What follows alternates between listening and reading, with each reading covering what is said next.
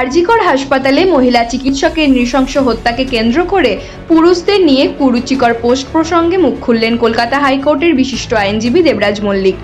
সম্প্রতি আরজিকর হসপিটালেতে যে মহিলা ডাক্তার দিদিকে নিয়ে ঘটনাটি ঘটেছে, অবশ্যই তার ধর্ষণ এবং তার হত্যা তীব্র নিন্দা প্রত্যেকটা জনমানুষে, প্রত্যেকটা জায়গাতে আমরা যেমন দেখছি, পাশাপাশি এটাও খুব অনভিপ্রেত যেখানেতে আমরা দেখছি কিছু পোস্ট আসছে যেখানে বলা হচ্ছে রাত্রিবেলা রাত দখল আমরা করব, সুই কাঁচিও ব্যাগে থাকবে।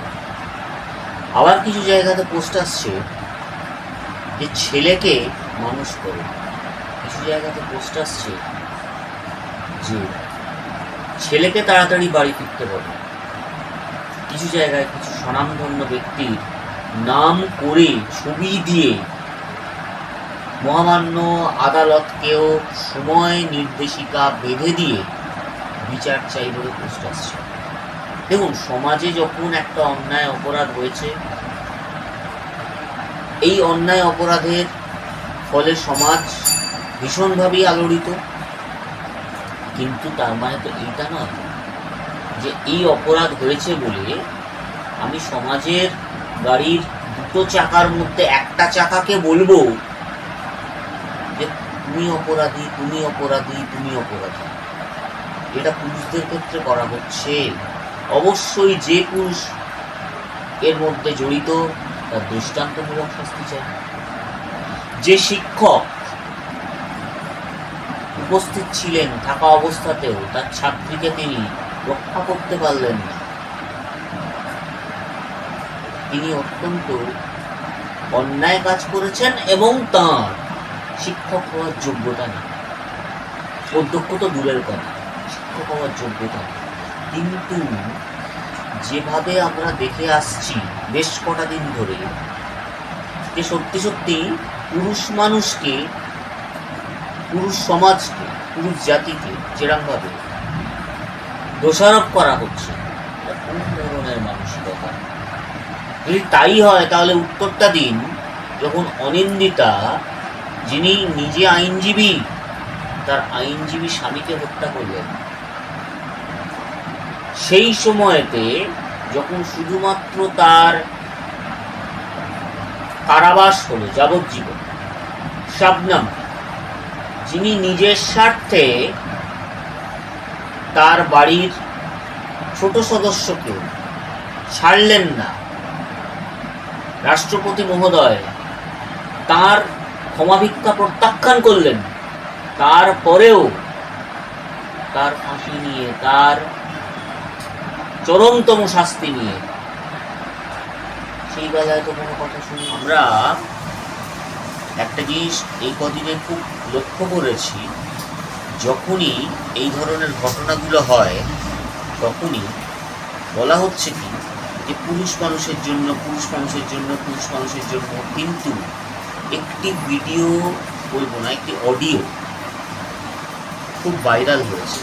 সেটা সত্য মিথ্যা আমি না যাচাই করেই কথাটা বলবো, এই কারণে সংবাদ মাধ্যম যদি বলে যে ভিডিওর সত্যতা যাচাই করা হয়নি, অডিওর সত্যতা যাচাই করা হয়নি, তা আমরা যারা সাধারণ মানুষ এই সত্যতা যাচাই না করেই আমরা বলবো।